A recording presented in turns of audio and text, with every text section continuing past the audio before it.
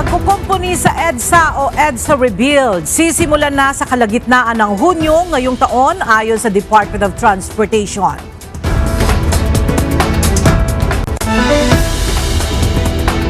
Selebrasyon ng ika-127 founding anniversary ng Philippine Navy pinangunahan ni Pangulong Ferdinand Marcos Jr. Dalawang bagong barko na dagdag sa assets ng hukbong dagat ng Pilipinas. Commission on Elections nagpaalala sa mga kumandidato sa nakaraang eleksyon na magsumite na ng SOSE o Statement of Contributions and Expenditures. BARM officials pinulong na ng komisyon kaugnay sa idaraos na parliamentary elections. Higit 40 bagong kagamitan para sa flood control project na i-turn over na sa MMDA.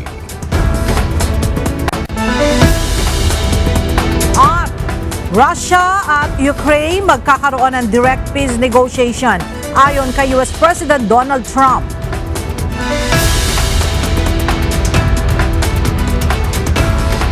Magandang tanghali mga kasangbahay. Ngayon po ay araw ng Martes, May 20, 2025. Tayo po ay sabayang napapakinggan sa Radyo La Verdad 1350 ang UNTV Radio. At una sa mga balita ngayong tanghali.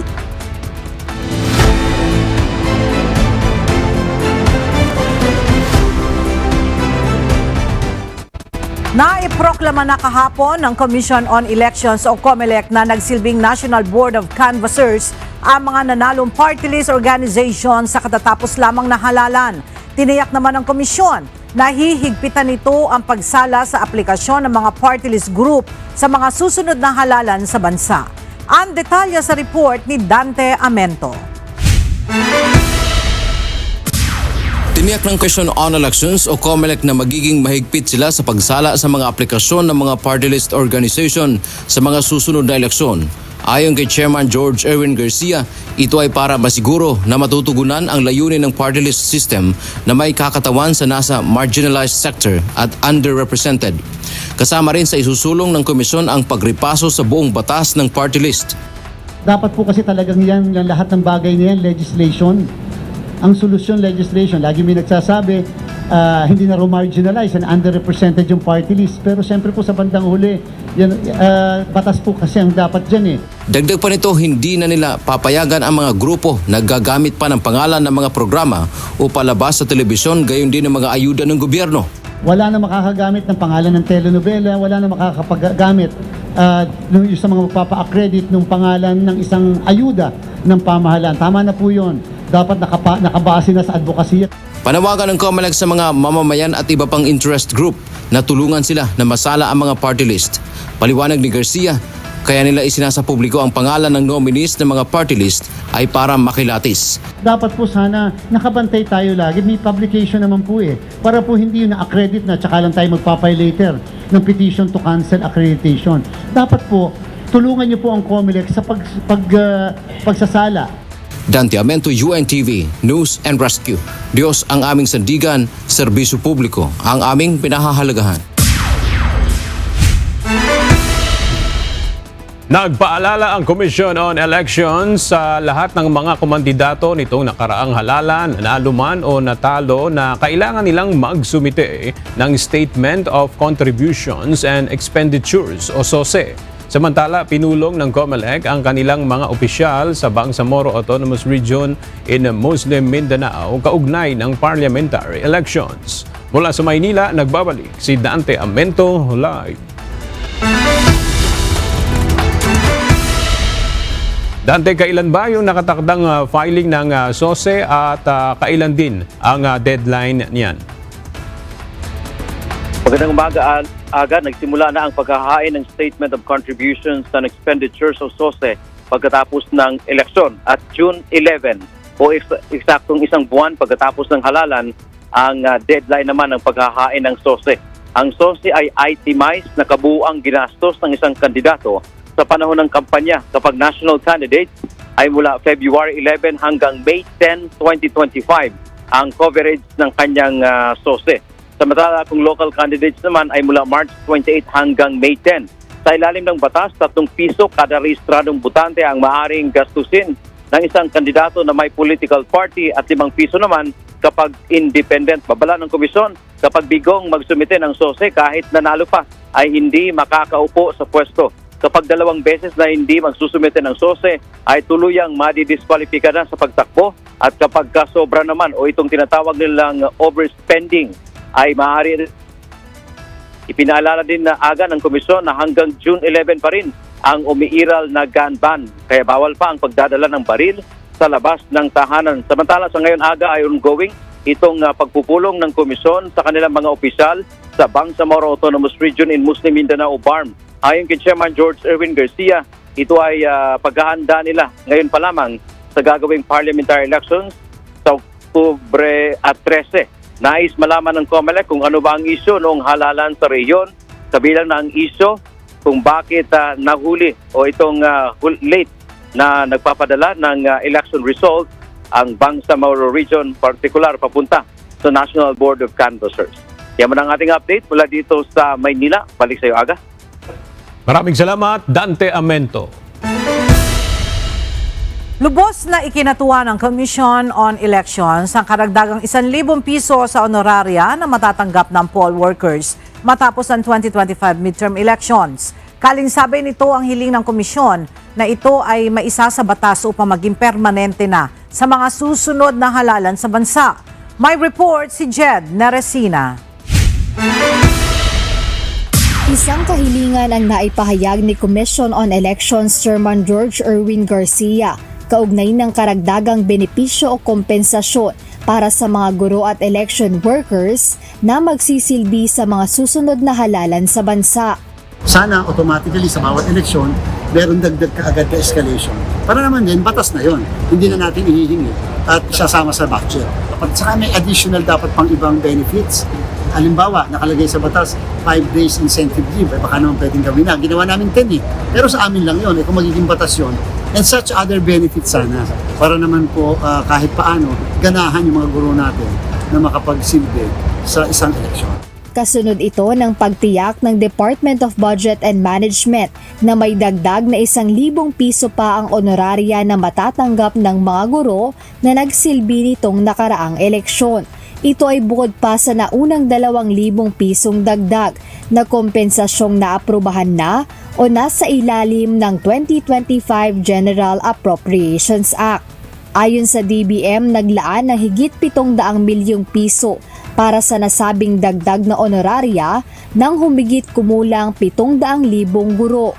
Kaya sa kabuuan, nasa 3,000 piso na ang honoraria na matatanggap ng mga poll worker. Lubos na nagpasalamat naman ang COMELEC sa dagdag na bayad bilang pagkilala rin sa pagod at serbisyong ibinahagi ng mga guro nitong nagdaang halalan. Jed Neresina, UNTV News and Rescue. Diyos ang aming sandigan, serbisyo publiko ang aming pinahahalagahan. Ipinagutos na ng hepe ng pambansang pulisya ang mabilis na pagresolba sa mga naitalang election-related incidents sa katatapos lamang na halalan sa bansa. At para sa karagdagang detalye, makibalita tayo kay Lea Ilagan live. Lea, ilan ba yung kabuuang election-related incidents na nai-report ng PNP nitong nakaraang eleksyon? Magandang tanghali sa iyo, Aga. Nasa 97 lamang ang naitalang validated election-related incidents sa bansa nitong nakaraang midterm election. Bagamat mas mababa pa rin ang naturang bilang kumpara noong nakaraang barangay at sangguniang kabataan elections noong 2023 na nasa 105. Ipinagutos ni PNP Chief Police General Romel Francisco Marfil ang agarang pagresolba sa mga election-related incidents 1 linggo matapos ang eleksyon. Sinabi ni General Marfil, may obligasyon ng PNP na itaguyod ang hustisya sa mga naging biktima ng karahasan na kinabibilangan nga ng shooting incidents, harassment, explosions, mauling, grenade throwing, at iba pa. Hinikayat din ng pamunuan ng PNP ang publiko na makipagtulungan sa isinasagawang investigasyon ng mga otoridad para sa agarang pagresolba ng naturang mga krimen. Sa kabila ng naturang insidente, ipinagmalaki ni Chief PNP na ang 2025 midterm elections ang pinakapayapang halalan sa bansa. Aga? Maraming salamat, Lea Ilagan. Pinalaga ng Malacanang at ilang pampersonalidad ang ipinahayag ni Vice President Sara Duterte na nais niya ng bloodbath sa napipinto niyang impeachment trial. Ayon sa press officer ng Malacanang, may pagkamarahas ang pahayag ng pangalawang Pangulo. Ang detalye sa ulat ni Rosalie Coz.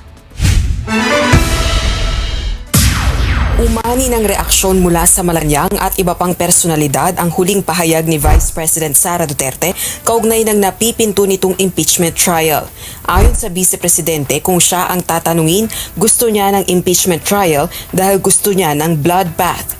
Sa gitna ito ng inihain niyang petisyon sa Korte Suprema para pawalang bisa ang ginawang impeachment proceedings sa kanya ng Kamara. As lawyers, alam naman natin ang galawan ng mga abogado, no? Marami silang mga paraan sa batas as a legal recourse for their clients. But sinabihan ko na rin talaga sila, really, I truly want a trial because I want a bloodbath talaga. Para naman sa Malacanang, marahas ang pahayag ni VP Sara. Medyo may pagkabayolente ang tugon ng ating Vice Presidente, pero we hope that it is just a figure of speech and it should not be taken literally. Kung yan naman po ang nais niya at talaga naman po magkakaroon ng balitaktakan kapag nagkaroon ng trial, hayaan na lang natin po itong gumulong. Hindi rin nagustuhan ng isang House Prosecutor ang pananalita ng Vice Presidente. Ayon kay House Deputy Majority Leader, Iloilo 3rd District Representative Lawrence Defensor, walang puwang ang ganito sa pamahalaan. Saying that she wants a bloodbath, that attitude has no place in government. It's a terrible example to the youth who are watching her, and many Filipinos look up to her, idolize her. That's a terrible example. Si mamamayang Liberal Party List o ML Representative-elect Leila De Lima na nakatakdaring umupo bilang isang miyembro ng House Prosecution Panel. Kinundena ang nais na impeachment bloodbath ni VP Sara. Anya, contempt ang naghihintay sa kampo ni VP Sara kung susubukan nila ang bloodbath sa paglilitis. Dagdag pa nito, hindi pagpapakita ng puwersa ang isang impeachment trial. Hindi po gano'n ang impeachment proceedings. Sagrado po ang constitutional process of impeachment na dapat wala itong puwang para sa kaguluhan, para sa chaos, para sa drama, or para sa theatrics. Posibleng sa Hulyo pa masimula ng impeachment trial ni VP Duterte kung saan uupong judges ang mga incumbent at bagong senators-elect. Ilang ulit sinabi ni VP Sara na handa siya anuman ang kahinatnan ng paglilitis laban sa kanya. Rosalie Coz, UNTV News and Rescue. Diyos ang aming sandigan, serbisyo publiko ang aming pinahahalagahan. Handa si Pangulong Ferdinand Marcos Jr. na makipagkasundo sa pamilya Duterte. Ito ay sa gitna ng gusot na kinakaharap ng dalawang pamilya na lumala pa matapos ang pag-aresto at pag-turnover sa International Criminal Court kay dating Pangulong Rodrigo Duterte. Sa BBM podcast na ipinost sa social media ni PBBM, sinabi ni Pangulong Marcos na mas nais niya na maging mapayapa ang pagtatrabaho ng lahat. Ako, ang habol ko ay yung stability, peaceful, para magawa namin yung trabaho namin. Kaya ako, lagi nga akong bukas sa ganyan. I'm always open to any approach na alika magtulungan tayo. Diba? Kahit hindi tayo magkasundo sa polisiya, hindi tayo magkasundo. Gawin nyo yung trabaho pero wag na tayong nanggugulo. Hindi rin makikialam ang Pangulo sa impeachment complaint laban kay Vice President Sara Duterte. Yung impeachment, nasa Senado na yan. Pabayaan natin sila, may proseso yan. Pabayaan natin ang proseso. Ako, basta ang nasa isip ko, tapos ng eleksyon, balik sa trabaho. Gawin na natin lahat with the new lessons learned. Sinangayunan ni Senate President Francis Chis Escudero ang panawagan ni Pangulong Ferdinand Marcos Jr. na iisantabi ang politika at pagtuunan ng pansin ang pangangailangan ng ating mga kababayan. Sa isang pahayag, sinabi ni SP Escudero na hindi kailangan ng ating bayan ng mga leader na puro politika ang inaatupag sa kabila ng marami sa mga Pilipino ang naghihirap para lamang mabuhay. Sa huli, sinabi ng mambabatas na malinaw ang mensahe ng presidente na ngayon ang tamang panahon upang sumulong at gawin ang nararapat para sa kapakanan ng sambayanang Pilipino. Pagod na sa politika ang mga Pilipino. Ito ang napagtanto ni Pangulong Ferdinand Marcos Jr. sa naging resulta ng katatapos na 2025 midterm elections. Ayon kay PBBM, ipinapakita rin anya nito na dismayado ang taong bayan sa serbisyo ng gobyerno. Disappointed ang tao sa serbisyo ng gobyerno. Hindi nila nararamdaman at masyadong mabagal ang galaw ng pagbubuo ng mga project na hindi pa nila maramdaman. Ito talagang na-realize ko na hindi natin nabigyan ng sapat ng atensyon yung mas maliit na bagay. Yung para maging mas baginhawa ang pang-araw-araw ng buhay ng tao. Yung pila sa tren, yung traffic, yung mga ganyang klase. Para naman mas maginhawa ang buhay ng tao. Kasi iniisip ko, hindi, pag pinaganda natin yan, gaganda rin. Eh, anong gagawin natin ngayon habang inaantay immediate, na? Anong gagawin natin ngayon? Ayun ang talagang bibigyan natin ng atensyon ngayon. Pansamantalang pamumunuan ni Deputy Prosecutors Nazat Shamim Khan at Mami Mandiaye niyang ang Office of the Prosecutor ng International Criminal Court matapos mag-file ng leave of absence ni Prosecutor Karim Khan. Nag-leave si Khan habang iniimbestigahan ito kaugnay ng alegasyon ng misconduct na mariin naman itong itinanggi. Siniguro naman ng ICC na magpapatuloy ang operasyon ng Office of the Prosecutor sa ilalim ng 2 Deputy Prosecutors. Naging usap-usapan si Karim Khan matapos nitong humiling ng ICC arrest warrants laban kina Israeli PM Benjamin Netanyahu at 3 Hamas leaders noong nakaraang taon. Si Khan din ang pangunahing taga-usig sa kinakaharap na kaso ni dating Pangulong Rodrigo Duterte na crimes against humanity. 2 bagong vessels ang nadagdag sa assets ng Philippine Navy. Idinaos ang pagkomisyon sa 2 Navy assets sa mismong ika-127 founding anniversary ng hukbong dagat ng Pilipinas. Mula sa Naval Operating Base sa Subic, Zambales, naroon ang ating correspondent na si Nel Maribohok live. Nel, anong mga partikular na assets ang nadagdag sa Philippine Navy? Yes, Aga, ang unang nakomisyon ay ang kauna-unahang guided missile frigate ng bansa, ang BRP Miguel Malvara. Ang Navy ship na ito ay may advanced sensors at weapon systems. Nakadisenyo ang 118-meter vessel na ito para sa long-range multi-role combat operations. Abril ngayon taon na, dumating ang barko na ito mula sa South Korea. Pangalawang nadagdag sa assets ng Navy, ang BRP Albert Magini. Ito ang kauna-unahang missile-capable patrol vessel sa Pilipinas. Ginawa ang vessel para naman sa rapid interdiction at coastal operations ng Littoral Combat Force ng Hukbong Dagat. Mismong si Pangulong Ferdinand Marcos Jr. ang nanguna sa pagkomisyon ng 2 Navy ships. Sa talumpati ni PBBM, pinasalamatan niya ang Navy sa pagtulong sa pagdaraos ng 2025 midterm elections.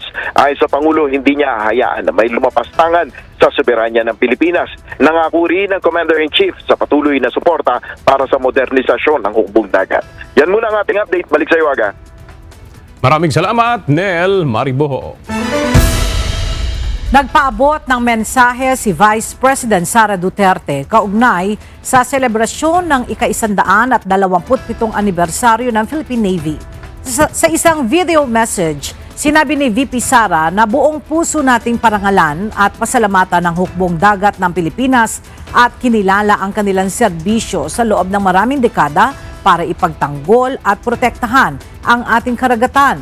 Sa huli, pinasalamatan nito ang serbisyo at walang sawang pagmamahal sa bayan ng hukbong dagat ng Pilipinas, lalo na ang kanilang tungkulin na pangalagaan ang ating teritoryo laban sa anumang banta sa seguridad.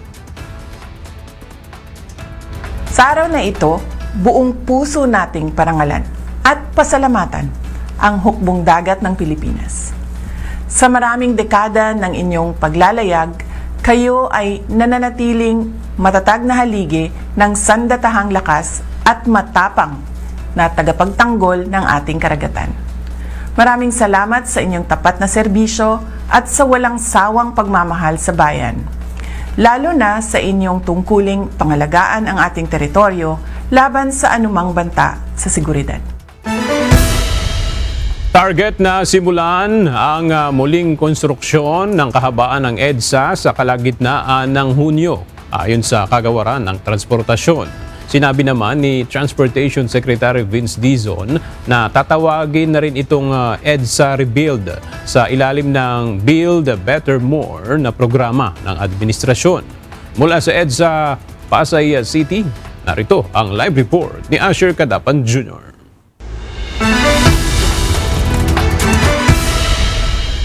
Asher, bakit muling na-reschedule yung pagsisimula ng pagsasaayos ng EDSA? Aga marami pang dapat ayusin at paghandaan bago ang tuluyang pagsasaayos ng Epifanio de los Santos Avenue o EDSA. Ito ang inihayag ni Transportation Secretary Vince Dizon kasabay ng inaasahang pagbigat at napakabigat na trapikong idudulot ng konstruksyon ng EDSA.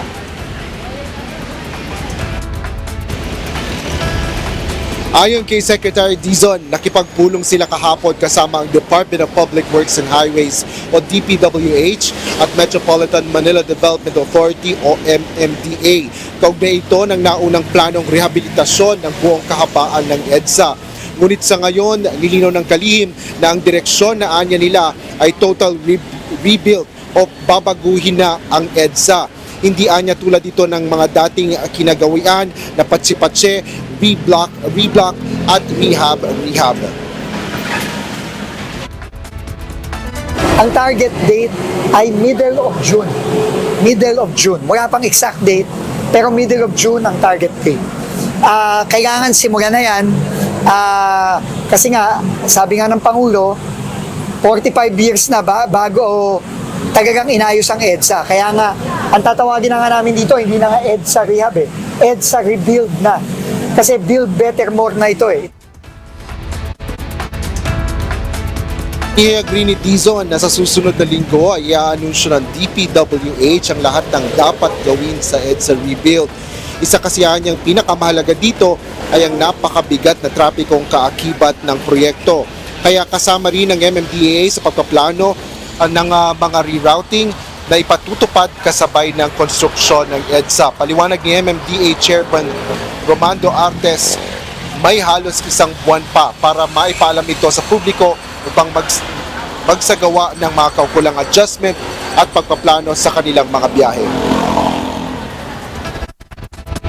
As to all other measures in so far as EDSA Rebuild is concerned, we'll make the necessary announcements. Sabay-sabay po yan, schedules, plans, reroutings, and yung mitigating measures. Dahil yan po ay inutos ng ating Pangulo na magkaroon ng massive information drive bago po simulan.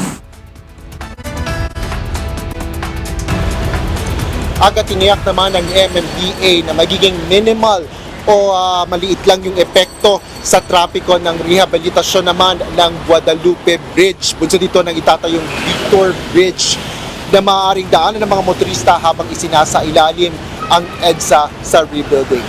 Yan muna ang latest dito sa EDSA. Balik sa'yo, Aga. Maraming salamat, Asher Cadapan Jr. Umaabot na sa 100 driving school sa bansa ang pinatawan ng 90 days preventive suspension ng Land Transportation Office matapos mabisto na hindi wasto, hindi na nagtuturo at basta na lang nagbibigay ng Certificate of Completion sa mga aplikanteng driver. Samantala, nakatakda namang umpisahan ng LTO ang paggamit ng Automated Motor Vehicle Inspection Facility sa buwan ng Hunyo, kung saan unang isasalang sa inspeksyon ang mga truck at bus. Narito ang report ni Benedict Samson. Basta-bastang pagbibigay ng Certificate of Completion sa mga nagnanais makakuha ng driver's license.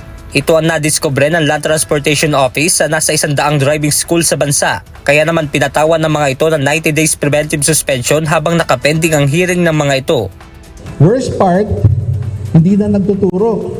Binibigyan na ng certificate of completion, kunwari dumaan sa tamang pamamaraan. Ayon kay LTO Chief Assistant Secretary Vigor Mendoza II, upang masiguro na namomonitor nila ang isang aplikante, plano nila na magkaroon ng online theoretical course. And we can see that the online version is the way to go. Easier to monitor, ensures full compliance, and very convenient on the part of the motorist applicant. No? At walang masyadong gastos siya. Kasi una-una, hindi na siya kailangan pumunta sa classroom. Di ba? Yung cost of attendance lang, mawawala na kagad yan. Samantala, simula sa Hunyo, plano na ring umpisahan ng LTO ang paggamit ng Automated Motor Vehicle Inspection Facility. Sa pamamagitan ng paggamit nito, aabot na lang sa 10 minuto o katumbas ng 60 sasakyan kada araw ang maaaring ma-inspeksyon ng LTO. Unang isasalang sa inspeksyon ay ang mga bus at truck upang makita ang roadworthiness ng mga ito. Iraran po natin ng ilang buwan and then expand it. As far as the light vehicles are concerned, we'd like to tap yung mga private motor vehicle inspection centers to see if they can help us in inspecting yung mga light vehicles naman. Benedict Samson, UNTV News and Rescue. Diyos ang aming sandigan, serbisyo publiko ang aming pinahahalagahan. Binigyan diin ng Land Transportation Office o LTO ang malaking banta sa kaligtasan ng mga commuters sa mga kolorum na motorcycle taxi na hindi dumaan sa safety standards. Dahil dito, paiigtingin ng LTO ang kanilang operasyon laban sa mga kolorum na motorcycle taxi.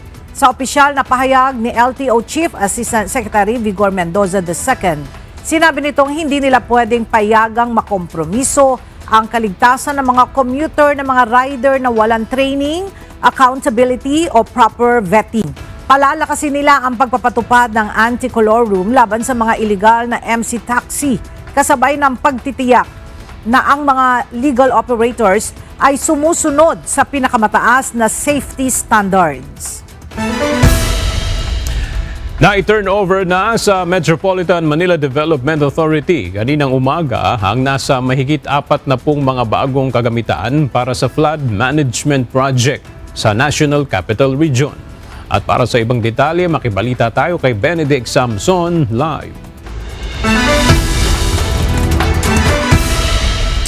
Benedict, bagaman hindi pa opisyal na pumapasok yung panahon ng tag-ulan, kumusta ba yung paghahanda ng MMDA para sa ating mga flood control projects dito sa Metro Manila? Magandang tanghali, Aga. Mas maaga nga paghahanda na nga ang ginagawa ng Metropolitan Manila Development Authority kung saan magagamit na nga nila itong kanilang bagong kagamitan. Git-apat na po na backhoe, dump trucks, telescopic crane, loader truck, power cleaner machines at iba pa ang magagamit na ng MMDA. Ayon kay MMDA Chairman Attorney Romando Artes, ayaw na nilang maulit ang nangyari noong manalasa ang bagyong Katrina na kung saan inabot sila ng 1 linggo upang malinis ang mga nagkalat na basura. Ito pong mga heavy equipments na ito ay makakatulong na kung sakaling dumating muli yung pagkakataon na magkaroon ng kalamidad, particularly ng bagyo, kung saan mag-iiwan ng maraming basura sa lansangan, tayo po ay handa para maalis ito sa malalong madaling panahon. Panawagan naman ni Pasig City Vice Mayor Robert Dodot Jaworski Jr. na ugaliin ang disiplina lalo na nga sa pagtatapon ng mga basura. At isa po yan sa pinakamalaking nakikita naming issue. Pagbukas po ng drainage natin sa communities, ang laman po ay talagang basura. No wonder nagkakaroon po ng mga problema pagdating po sa ating mga estero, sa ating mga kanal, up to our river. Aga, bukod nga sa mga clearing operation ay may mga heavy equipment din na magagamit ang MMDA pagdating naman sa rescue operation, lalo na nga tuwing panahon ng bagyo o may matinding pagbaha. At yan muna ang ating update mula rito sa Pasig City. Balik sa inyo dyan, Aga.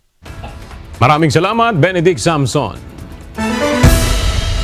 Tiniyak ni Pangulong Ferdinand Marcos Jr. na ginagawa ng pamahalaan ang lahat upang matulungan ang mga kababayan nating nahihirapan sa gastos sa mga pagamutan. Digitalization naman ang nakikitang sagot ng Pangulo upang mapabilis ang proseso sa mga nangangailangan ng medical assistance. Narito ang report ni Nel Maribuhok. Kumpiyansa si Pangulong Ferdinand Marcos Jr. na malapit nang maabot ang inaasam ng mga Pilipino na zero billing sa pagpapagamot sa mga ospital sa pamamagitan ng Philippine Health Insurance Corporation o PhilHealth. Sa podcast ng Pangulo, inihayag niya na malapit na itong makamit sa harap ng mas lumalaking benepisyong ibinibigay ng PhilHealth at mas malaking binabayad nito sa medical expenses ng ating mga kababayan. Malapit na tayo doon. Opo. Malapit na tayo doon. Nabanggit mo na rin yung mga pila. Nakapunta na ako sa ospital, 200 ng tao nakahilera. Grabe, ano? Oo, dalawang oras bago nila maibigay yung papeles nila. Dahil naman sa problema sa pila, pinamamadali ni Pangulong Marcos sa state health insurer ang pagsasaayos ng digitalization para magkaroon ng digital system. Hindi niya uubra ang mano-manong pamamaraan ng paghingi ng medical assistance at ang kailangan ang digitalization upang tuluyang maalis ang mahabang pila. Digitalization lang ang sagot dyan. Dahil pinaparami talaga natin ang member, pinaparami na talaga yung binibigyan ng benepisyo. Hindi na pwedeng kinakamay. Kailangan talaga nasa computer na. Nalungkot naman ang Pangulo dahil hindi naman nakakarating sa publiko ang impormasyon ukol sa ibang benepisyong maaaring mapakinabangan sa pamamagitan ng PhilHealth. Nagugulat sila kung minsan pag sinasabi namin, eto pwede na kayo dito, meron kayong ganito, meron kayong pwedeng benepisyong ganito. Hindi nila alam na may na pwede silang mag-claim ng ganon. Nel Maribuhok, UNTV News and Rescue, Diyos ang aming sandigan, serbisyo publiko ang aming pinahalagahan. Target ng Department of Agriculture na maipatupad ang programa sa pagbebenta ng 20 pesos na kada kilo ng bigas sa Mindanao pagsapit ng Hulyo. Ayon kay Agriculture Secretary Francisco Chu Laurel Jr., aabot sa 1 milyong sako ng bigas mula sa National Capital Region ang available na upang maibenta sa mga kadiwa store. Tiniyak ng kalihim na maaabot ng murang bigas ang mga mahihirap na lugar sa Mindanao.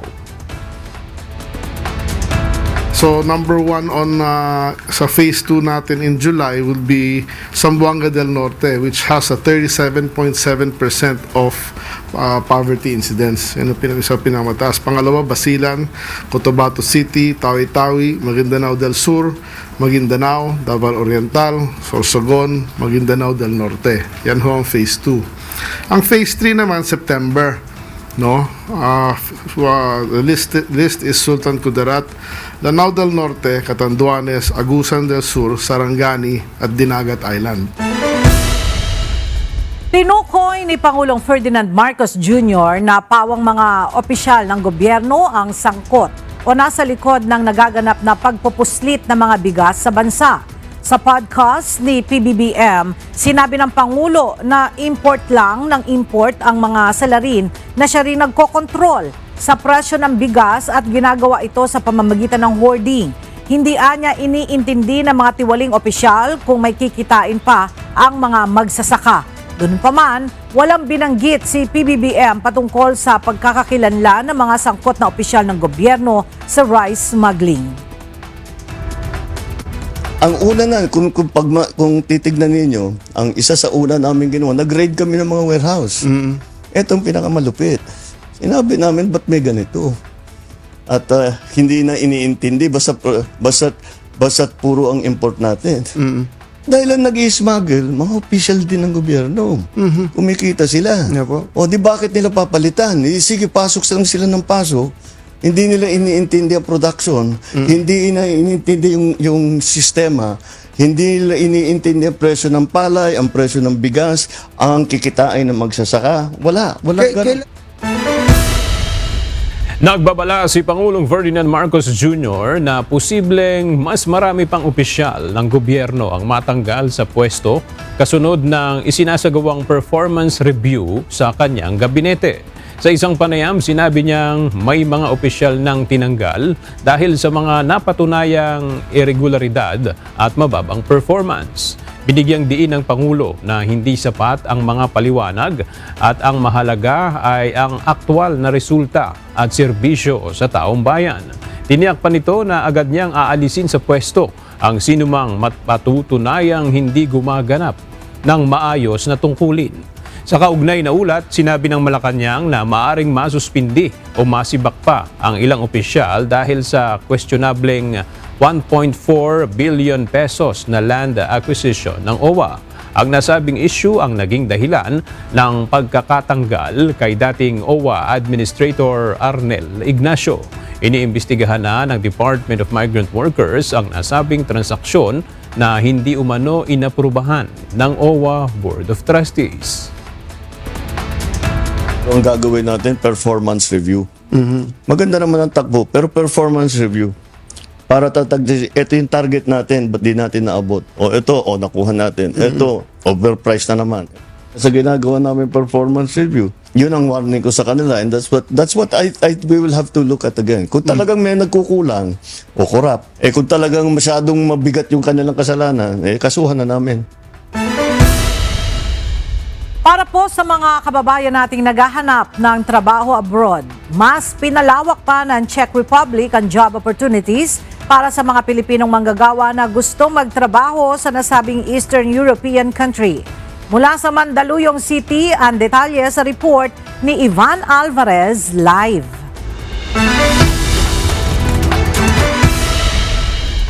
Ivan, anong mga trabaho ang inaalok sa mga Pinoy sa Czech Republic? Yes, Ella, ilan sa mga trabaho na po pwedeng pasukan ng ating mga overseas Filipino workers o OFWs o yun pa lamang mga nagnanais na magtrabaho abroad ay ang sektor ng automotive, logistics, manufacturing, healthcare at pati na rin information technology. Ayon kay Migrant Workers Secretary Hans Leo Kakdak, pinapakita lamang nito ang mas malaking tiwala ng Czech companies at Czech employers sa mga overseas Filipino workers o OFWs. Sa kasalukuyan, mayroong nasa higit 7,000 mga Pilipino ang naninirahan sa Czech Republic at may malaking kontribusyon sa pangkabuoang ekonomiya ng naturang bansa. Dahil dito, mas pinalawak ng Czech Republic o ng Czech government ang kanilang quota para sa mga migrant Filipino workers. We commend the Czech government's expansion of the labor quota to over 10,000 in 2024, a testament to the growing trust in the skills, professionalism, and dedication of Filipino workers. Dagdag pa ni Secretary Kakdak, bukod sa mas maraming trabaho, sisiguruhin din ng DMW at ng Czech Republic na maayos ang labor conditions sa naturang bansa, pati na rin ang mismong kalagayan ng OFWs, simula sa recruitment process hanggang sa makarating sa bansang pagtatrabahuhan. Bukod dito, nais rin ng DMW na mas mapalawak pa ang diplomatic ties at lalo pang tumibay ang kooperasyon sa pagitan ng Czech Republic. Ayon naman sa Head of Unit for Employment ng Ministry of Labor and Social Affairs ng Czech Republic na si Petra Silovska, malaki ang kanilang demand pagdating sa labor force. Kaya naman nais nila na tuloy-tuloy pang makatulong ang Pilipinas upang mapataas ito. Lalo na at subok na ang mga Pilipino pagdating sa pagiging flexible, fast learner at professional pagdating sa trabaho. Dagdag pa nito, bukod sa maayos na sahod, maganda ang social security at healthcare system sa kanilang bansa, kahit sa mga foreign employees. Kaya naman titiyakin nila na magiging maayos ang pamumuhay ng mga Pilipinong pupunta roon basta't dadaan sa legal na proseso. Ella, ginaganap ngayong araw ang kick-off para sa Friendship Week sa pagitan ng Pilipinas at Czech Republic, kung saan dinuluhan ito ng mga diplomat mula sa naturang bansa, pati na rin mga foreign private stakeholders, pati na rin mga Filipino stakeholders upang makapag-usap sa isa't isa. Yan muna ang update mula dito sa DMW office sa Ortigas, Mandaluyong City. Balik sa inyo dyan, Ella. Maraming salamat, Ivan Alvarez. Aabot sa 841 na paaralan ang kasali sa pilot run ng revised senior high school curriculum sa darating na school year 2025 to 2026 ayon sa Department of Education. Kabilang dito ang 580 pampublikong paaralan at 261 na pribadong paaralan na mahigit 800 sa mga ito ay nasa urban areas at 35 naman ang nasa rural areas. Sa revised curriculum, 3 pangunahing core subjects lamang ang ituturo sa grade 11 sa buong taon, kabilang ang mabisang komunikasyon, life skills at pag-aaral ng kasaysayan at lipunang Pilipino. Gaganapin ang training ng mga guro mula May 25 hanggang June 7 bilang paghahanda sa implementasyon nito. Inaasahang magsisimula ang klase sa June 16 at magtatapos sa March 31, 2026. Umabot sa 5.58 million ang bilang ng high school graduates na may problema sa comprehension ayon sa Philippine Statistics Authority o PSA. Taliwas ito sa ulat na 18.9 million umano ang functionally illiterate. Ayon sa PSA, ang 18.9 million ay tumutukoy sa lahat ng Pilipinong edad 10 hanggang 64 na hirap sa pag-unawa at hindi lamang ang mga nagtapos ng high school. Giit ng Kongreso, seryosong usapin pa rin ang 5.58 million high school graduates na hindi makaintindi ng binabasa kahit may diploma. Binatikos din ang kalidad ng edukasyon sa ilalim ng DepEd dahil sa dami ng kabataang hindi nagtataglay ng sapat na kasanayan sa pangunawa. Again, 5.5 million pa rin ang nagtapos ng senior high school or high school na hindi makakomprehend ng binabasa. Functional illiterate, ma'am. Hindi po sila functional illiterate. 5.5 million pa rin yun. Malaki pa rin. Opo. Gusto niyo lang sabihin sa amin na yung 13 million hindi kasi nakapagtapos pero pwede nag-aral yun. Inaasahan ng Pag-asa na 26 na lugar sa bansa ang makakaranas ng heat index na abot sa 42 degrees Celsius hanggang 46 degrees Celsius ngayong araw ng Martes, May 20, 2025. Kabilang sa mga lugar na may pinakamataas na heat index ay ang Apari, Cagayan na makararanas ng init na aabot sa 46 degrees Celsius, Lawag City, Ilocos Norte at Dagupan City sa Pangasinan na may 44 degrees Celsius at Batak, Ilocos Norte na 43 degrees Celsius. Payo ng Pag-asa, iwasan ang labis na paglabas sa init, manatiling hydrated at magsuot ng preskong damit upang maiwasan ang heat stroke at heat exhaustion.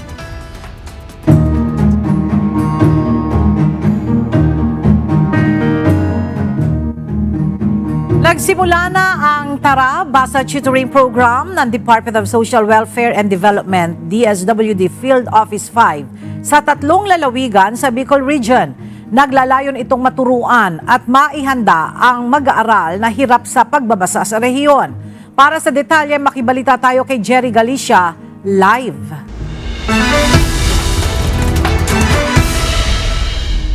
Jerry, saan-saang lugar ba yung sinimulan at hanggang kailan tatagal yung programa na yan ng DSWD?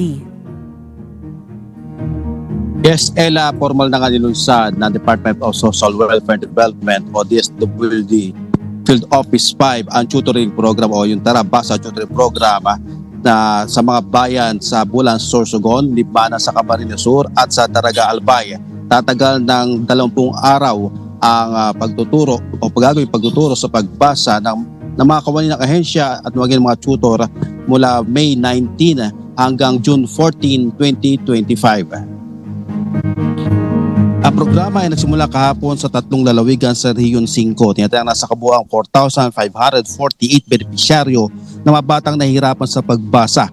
Partikular ang mga mag-aaral na papasok sa ikalawang baitang o grade 2 sa darating na pasukan. Ito ay pang matutunan ang mga kailangang batayang kasanayan sa pagbasa na naayon sa kanilang antas at pangangailangan. Kabilang sa Tara, Basa Tutoring Program at ng Nanay-Tatay Session ang 400 tutors, 200 youth development workers, 1,000 learners at 1,948 na magulang.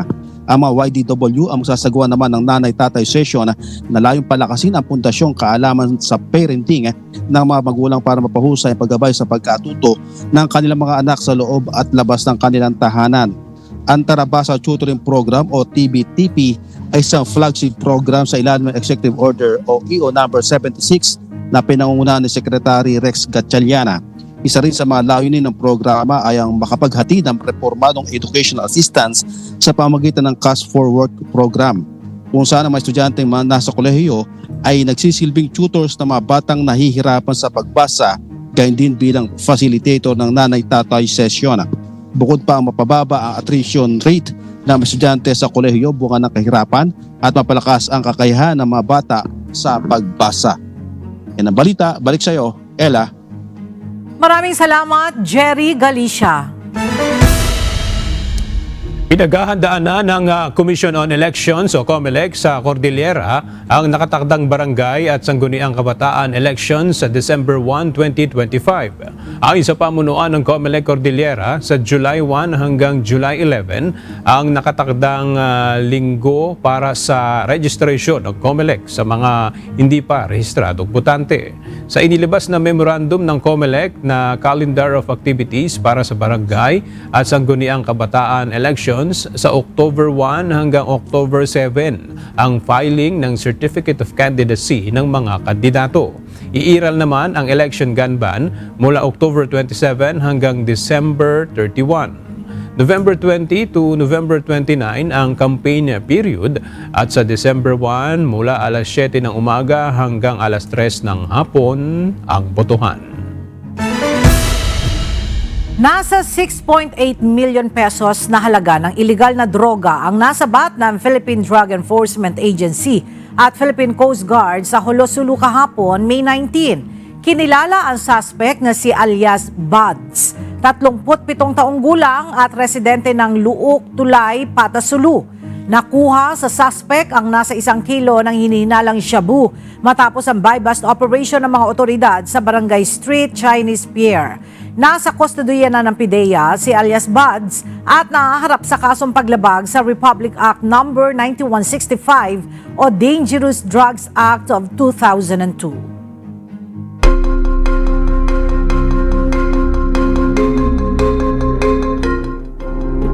Mag-uusap sa lalong madaling panahon ang Russia at Ukraine ukol sa kapayapaan. Ayon sa social media post ni US President Donald Trump matapos nitong makausap ng bukod sa telepono ang dalawang lider. Hindi niliwanag ni Trump kung kailan at paano mag-uusap ang dalawang panig, ngunit anyay nagpahayag ang Vatican ng interes na maging host ng negosasyon. Ayon kay Ukraine leader Volodymyr Zelensky, kinumpirma nito sa US leader ang kahandaan ng kanyang bansa sa isang full and unconditional ceasefire at dapat umanong i-pressure ang Russia sa pamamagitan ng sanctions kung hindi ito papayag sa ceasefire. Samantala, inihayag naman ni Russian spokesperson Dmitry Peskov na kung makakatulong ang US na makamit nito ang kanilang goals sa isang mapayapang paraan ay handa silang makipagtulungan. Dagdag pa nito, posibleng magkita ng personal ang Russian at US leader, ngunit depende ito sa mapagkakasunduan ng dalawa. Inaasahang malapit na maaprubahan ng World Health Assembly ang isang kasunduang naglalayong mas mahusay na tugunan ang mga sumusunod na pandemya matapos ito mapag-usapan ng WHO Committee. Sa pamamagitan ng kasunduan, palalakasin ang global coordination at mabilisang access sa bakuna upang maiwasan ang kalituhan tulad ng sa COVID-19. Sa kabila ng tagumpay na ito, humaharap ang WHO sa krisis sa pondo bunsod ng pagtanggi ng US na bayaran ng kanilang membership dues para sa 2024 at 2025. Dahil dito, kailangan bawasan ng WHO ng 25% ang mga gasto sa sahod at magbawas ng operasyon habang pinaplano ang pagtaas ng membership fees ng 20%.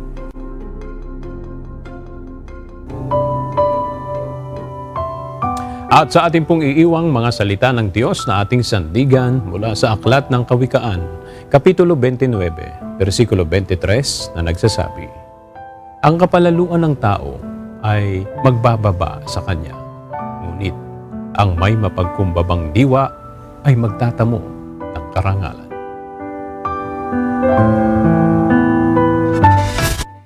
At yan ang mga balitang aming tinutukan at inaksyonan. Dahil sa aming pagbabalita, una ang pagkalinga sa kapwa. UNTV CE News, may balita saan mang panig ng daigdig. At dito sa UNTV, Diyos ang aming sandigan. Serbisyo publiko ang aming pinahahalagahan. Magandang tanghali.